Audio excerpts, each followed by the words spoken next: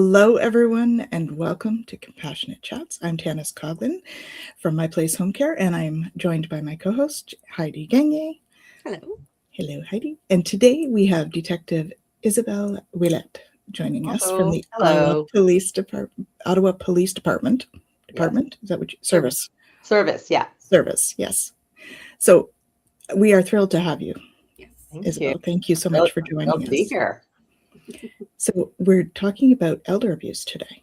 Yes. So maybe you'd like to share with people what it is that you do.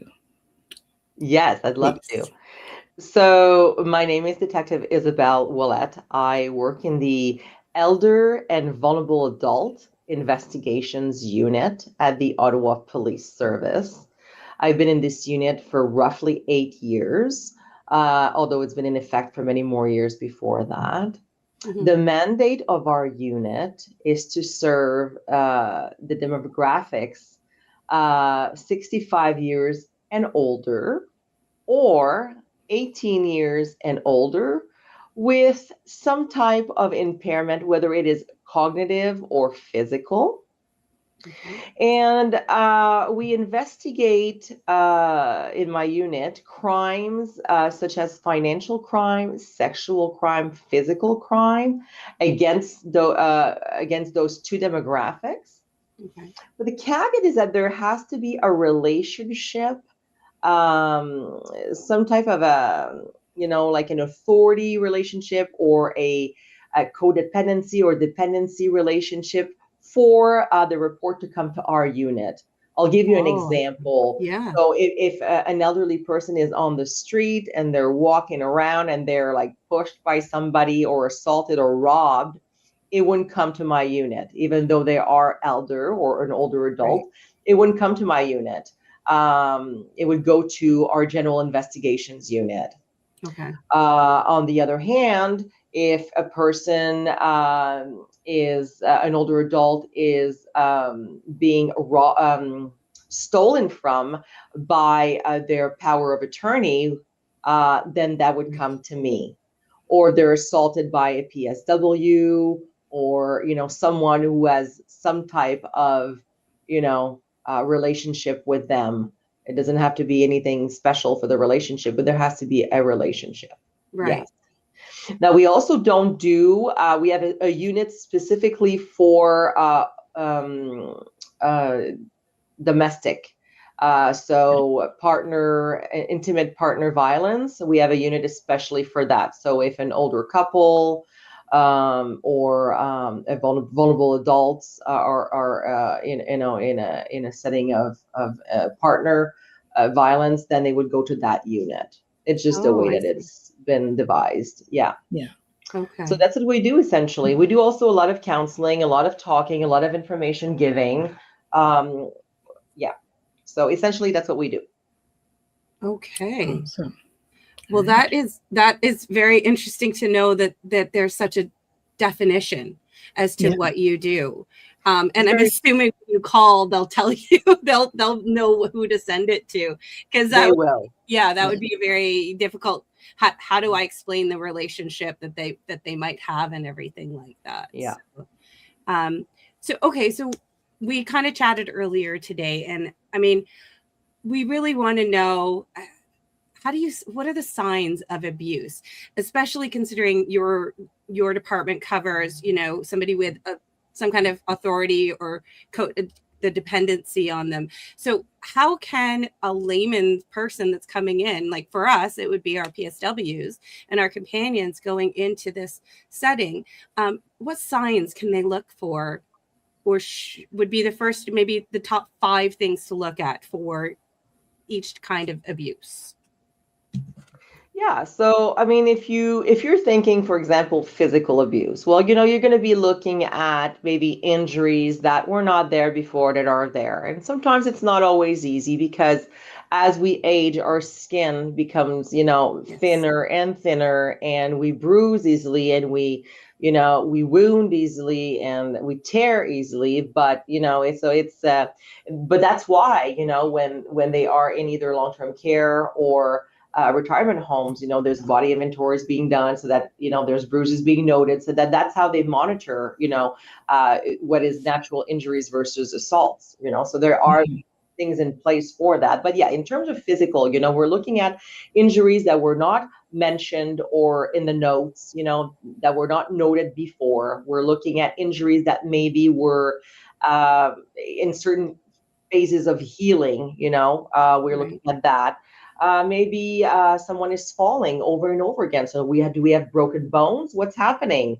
We have dehydration, sudden weight loss. Maybe we're, that could indicate also if there's a change in behavior, that there's an over medication going on,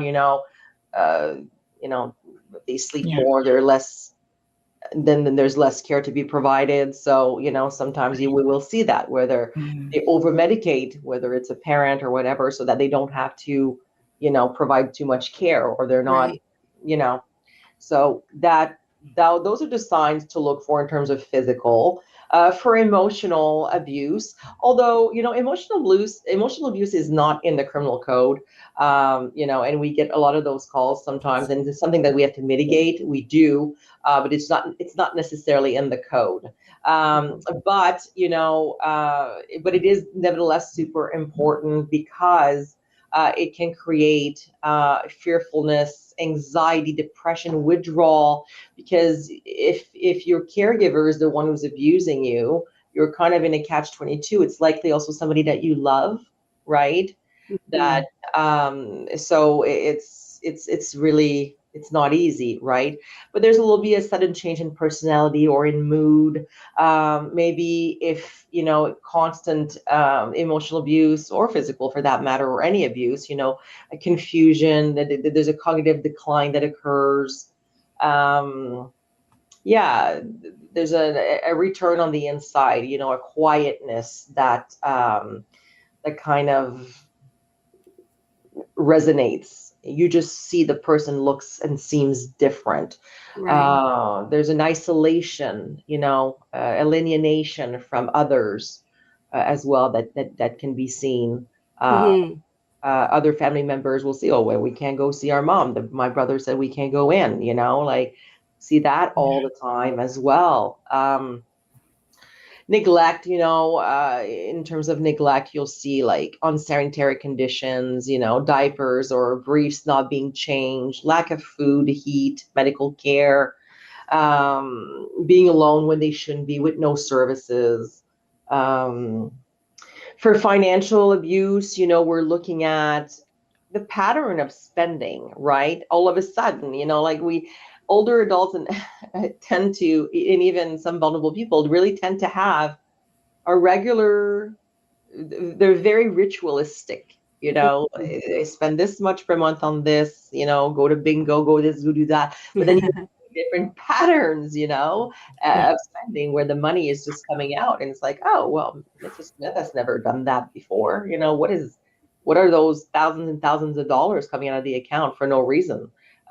So a change in the financial pattern, the spending pattern. Then you'll see sudden changes in wills, powers of attorneys. All of a sudden the will is being changed, and all of a sudden, you're no longer my POA. I want this person who I've never met before. You're gonna be my power of attorney. Unpaid bills. Despite having enough money. So what's going on? Where's your money going? What's happening? Right. So yeah, things like that. Do you find that for the financial side of things, the fact that so many people purchase online and everyone uses debit, that those transactions are kind of easier to find as opposed to just large cash withdrawals? Or is that be something as well, like the large cash withdrawals versus regular purchases at, like, why are you buying this from Bath and Body Works? You don't use it, and that sort of. Yeah, I mean, we see all kinds, honestly. Like, the perpetrator can be someone close, or someone that just, from a scam, or a PSW, personal support worker. It could be really anybody in their, environment. And, trust is something that our elders have, because they come from a generation where everything is, everybody's good and everybody is, Face helping value. each other, yes. Yeah. And so they're just trusting in nature. And so if someone says, well, I can do that for you, just give me your debit card, I'll return it to you. And then, they get very trusting, and sometimes they'll engage in transactions by providing your card, which we all know it should not be done. Yeah. Things kind of get out of hand a little bit. Yeah. So I think a return to, good old going to the bank, having that person in front of you, knowing where the money is going, where the money is coming out. If that can't be done, the banks they all have teams that work with elderly clients. Okay. And they have investigative teams that can protect them and set them up in a way that it's harder for them to either fall to be defrauded, essentially. Mm-hmm. Alerts can be put on accounts, where it's like, okay, well, this is what I spend every month. If you see anything different, like give me a call or let me know, or, but sometimes it happens too late. The person is actually not really suffers from dementia, and abuse has been going on for a long time, and the siblings find out later on when the bills are not getting paid, or when yes. But just to kind of, I feel like I didn't really answer your question, but yeah, there'll be the activity in terms of the way the money is stolen. It's either at the ATM with large amounts or frequent e-transfers, and sometimes it's so obvious because the client, the elderly person whose account it is, doesn't even know or own a computer or has never really conducted online banking, right? So I guess that would be another sign, like for the bank. If suddenly this person who has never used e-transfers is starting to use e-transfers and starting to do online banking, because I know we've had some clients that are like, yeah, no, I don't do e-transfers. I have friends that still refuse to do online banking. They're my age and they're like, nope, I don't want to do it. It scares me. So, I guess if suddenly somebody is emphatic against e-transfers or suddenly doing it, you're like, okay, wait a minute, something's wrong there. Yeah. That can't be There's right. nothing wrong with a good old-fashioned way either. I think there needs to be a pause on, we have a whole generation who needs to, who have been, unwillingly, really, obliged really to function a certain way. I can think of my father, who all of a sudden they won't send him paper bills anymore. They force him to go online, and I'm like, well, wait a minute. You're asking him to do something he's uncomfortable with, something he doesn't understand. And if he doesn't understand it, he's more susceptible to fall for something that's not right. So let's just not do that with the people or the generations that are not comfortable with that. There's got to be a balance. Yeah. And sometimes it's just not trusting that, because they don't know. My dad is 80 and he has designed computer programs to help with, geological surveying of Mars, but he is still very hesitant about doing too much online banking because, they don't trust banks very much right now because they lost during the 2008 collapse there. So, but you also have all these people that have lived through these stages of life and are, feel like they can trust their family, and it's their family that's causing the problems. And like you said, they're just used to everybody being at face value. Yes. Good people. Yes. And, when your word meant something, and when you're, a handshake was enough. That's right. That's right. Yeah. And now I'm like, okay, nope, I need a contract and I need to read it and I need to make sure that everything is correct, because I have been burned in the past. But some of the seniors that are vulnerable have never had that happen, luckily. Exactly. Yeah. So, okay, so what do you do if you suspect some kind of abuse? What should you do as just the person prior to calling the police? Do you need to get evidence? Do you need to start finding a pattern yourself? What can you do? No, I think, it goes without saying, sexual, physical, Right. like we want to report that immediately, and let's talk about reporting, right? How do we Yes. do that? How do we report? So I work for the Ottawa Police. I can't speak for any other forces out there. But when it comes to the Ottawa Police, we have many ways to report. Now, if we're looking at physical and sexual, this is going to be a call where patrol wants to go. And I know that sometimes it's not always comfortable, but we do have the 911 line that everybody knows about. If someone doesn't want to call 911 because they're safe at the moment, this is something that happened in the past. We also have a non-emergency line, which is 613-230-6211. And sometimes, they're not sure. We have to also know that when a person reports, the outcome will also, if the person can, well, I'm not going to get into that right away, but, we try as much as we can. We respect the it doesn't mean you report something that charges have to be laid and arrests have to be made.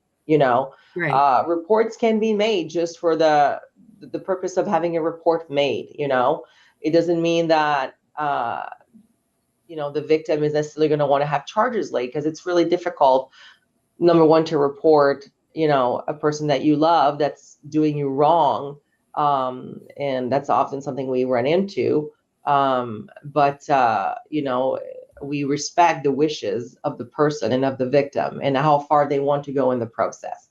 So Right. obviously emergency 911, non-emergency, the 613-230-6211.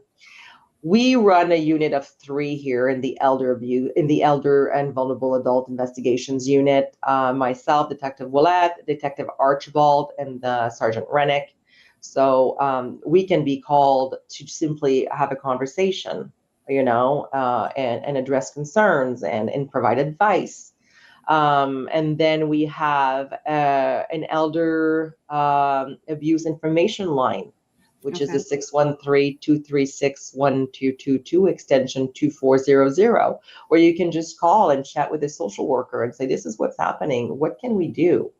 And then they can help you out in either resources or telling you who to call with us, or, refer you to us or to other resources in the community. The other way to report is also by phone. The number I gave you is one number, but you can also do another number, which is the 613-236-7300, and that's simply a phone report. So the other number I gave you, the 6211, so that's patrol. It's a non-emergency line, but patrol is likely to go. And then the 613-236-7300, that's a report on the phone. And then lastly, for financial files, you can do that online at www.ottawapolice.ca. Okay. So these are all the ways that you can report. And one last thing that's very important is a lot of people don't want to meddle, are scared. And you can call, you can remain anonymous. And you can call, what's the name? It escapes me. Help me, Crime Stoppers. There we go. Okay. Yes. Okay. So Crime Stoppers. And so that way anybody can call and remain anonymous. And that way we are alerted to either do a wellness check and to make sure that the person is okay. So these are all the ways that you can report. I just keep thinking of like when my grandmother, she lived with my parents, and, I would say, hey, just a random question about something, or, oh, do you want me to do this for you? And she'd be like, no, don't bother. And I just feel like that kind of response would happen a lot if you were to approach the senior or persons with or vulnerable persons that, it would be hard. Like, I guess that in that case, if you're concerned, but you've approached them about, generic topic, I guess the best one would be then to call in the phone call report, because then you're like, I have a concern. I don't know if it's like required for you to go, but I guess at least having that record would be helpful if something else were to occur to this person. I mean, I think at the very minimum is that we report for information purposes so that it's at least noted somewhere, right? Right. Because I mean, I get that. We have that when our caregivers notice a bruise or something like that on one of our clients, they tell me, and I'm like, okay, noted. And then, we kind of keep an eye on things, and so we kind of we do something similar when it's our people noticing these things for their clients. Like I had mentioned, we have that question in our interview process of what do you do? Because it is scary to think, like, if you're an outside person coming in to help this, you've been hired to help this family. What if it's the family that's causing the problems? Like, how, as a private caregiver, knowing you can call the police and call that number, at least you can report it and it can be looked into without having to go through the family. Because it could be somebody in the family. Absolutely, and it's a scenario that the scenario you just mentioned is constant. It's most common, I would think. It's the most common. Yeah. I mean, you have, by default, families take care of each other. And being a caregiver, it's really hard work. Some people are put in very difficult positions, where they either they have another job and then they take care of a loved one. And sometimes patients, caregiver burnout is a real thing. And I think we need to recognize that. And they also need to receive resources, and that's why it's so important, to be well set up, to ensure that you're not doing all this by yourself, because you will burn out, which will lead to, a lack in judgment, and like I said, and being impatient and going too far and saying words that you don't mean, and maybe just not providing the care that you should, being a little bit more aggressive than you should be, so that's, and so when we have, services being provided in the community, we rely so much on the eyes and ears of our caretakers, but the people our PSWs from agencies who are going into those, we have a lot of those coming in, where they say, hey, like the husband is being really, impatient. He talks to her very rudely, or the son, he's not really, does not treat him or her properly, or I saw him, like hit her or spray her with Febreze, or like, I mean, so many things. So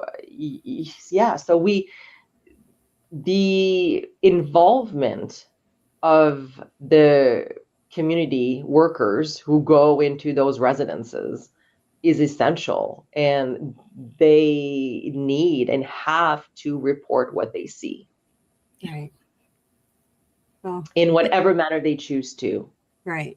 It is important. It is, because from the beginning, it is underreported for so many reasons, one being because, that generation, elderly people, they've been through so much already, they've had a lifetime of things. They have a softer heart, more trust. They're just kind in nature. And they're tired, or they don't know how, so they don't say anything, or their abuser is their son or daughter or husband. And so they're just going to take it, because if they say something, then they're going to potentially lose their care and end up in a home. So that's not, going to work. So then they don't say anything, there's a tunnel vision that occurs where they feel stuck, when really they're not, because there are options, There are options. So there are so many options. Well, they tend to be very private too. in that They generation. do, yes, they They do. don't want other people knowing You don't want what's to bother happening. anybody. You don't want to be Yeah. a burden. Yeah. There's also shame, Yeah. There's shame in admitting that, either you've been scammed or someone you love is mistreating you, and that victim also mentality where it must be your fault. I must have done something wrong. Well, I would think a parent too would be hard, even harder. Yeah. If it's the Sorry. the child abusing the parent Yeah. would be like, I raised him to do this. That kind of there would be that And kind of guilt what we too. see often though is that you have people.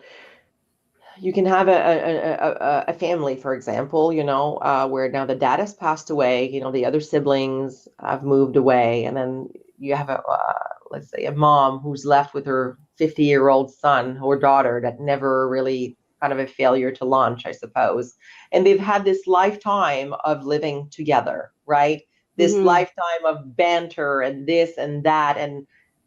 And so that gets harder and harder as they both get older and older, and eventually it really ends up at being a deplorable situation sometimes, like the houses are not clean, there's no food in the fridge, the person, the child who's now a full-grown adult never really got a job, so they are dependent on either mom's or dad's money and house, and even though, for example, even though the parent or the elderly person, would be more comfortable in a home and maybe even want to go to a home, but they won't, because where's Johnny going to go, right? What's going to happen to Johnny?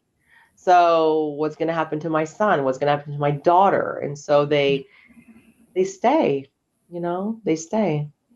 So it's so frustrating that there has to be a whole unit with dealing with for supporting people, because it's baffling to me that there would be so much. Yes, at least family, like family related, but then again, you also look at family dynamics of maybe mom or dad did not treat Johnny and Carol very well growing up, and now they're like, well, why should I treat you well? You treated me like garbage, or you abandoned me. And then you have all these crazy family dynamics.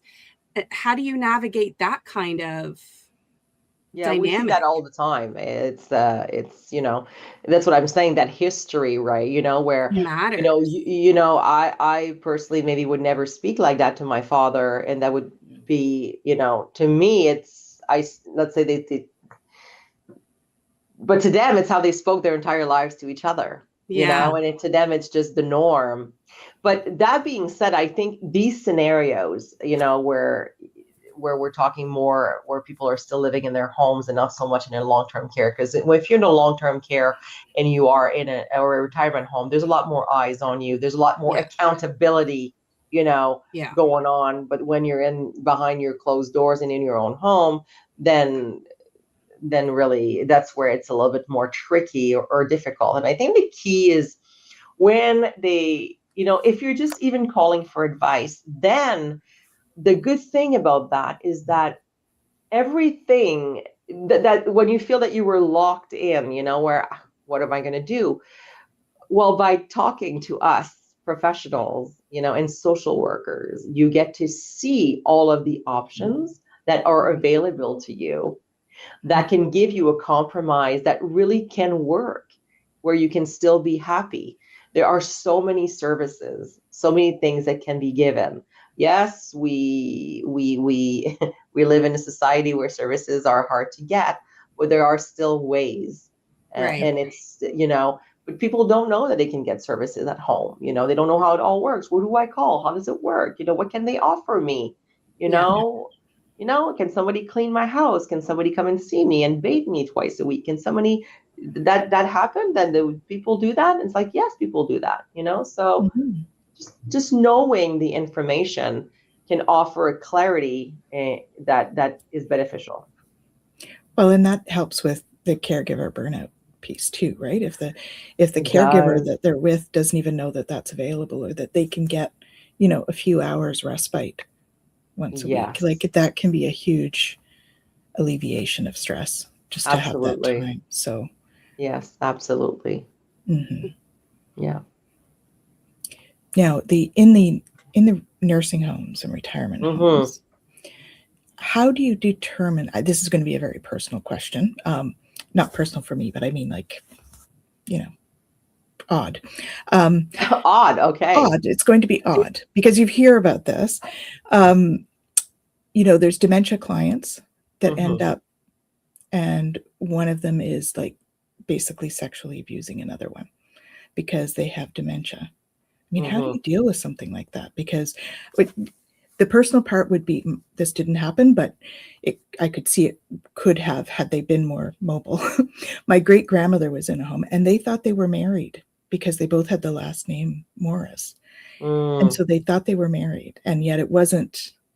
Like, I could see that being, if both of them were dementia but more able, I could see that being an issue. You know what I mean?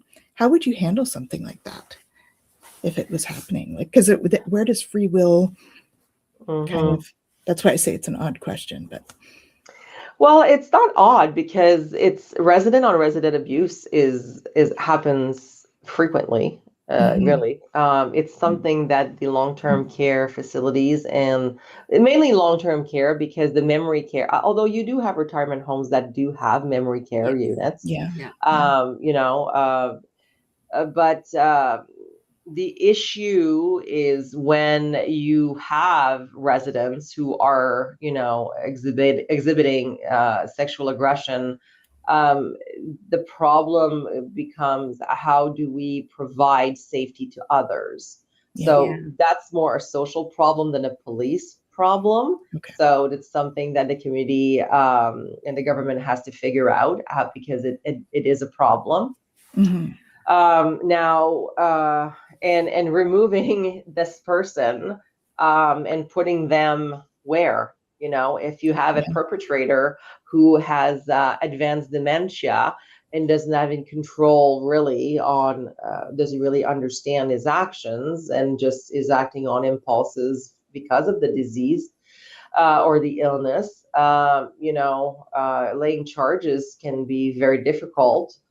Because they don't really understand the action that they are, but sometimes we are forced to lay charges because it's the only way that we can actually affect a change in the current situation. For example, if I wouldn't lay any charges, there would not be any conditions on the perpetrator not to be near or in the vicinity of the victim.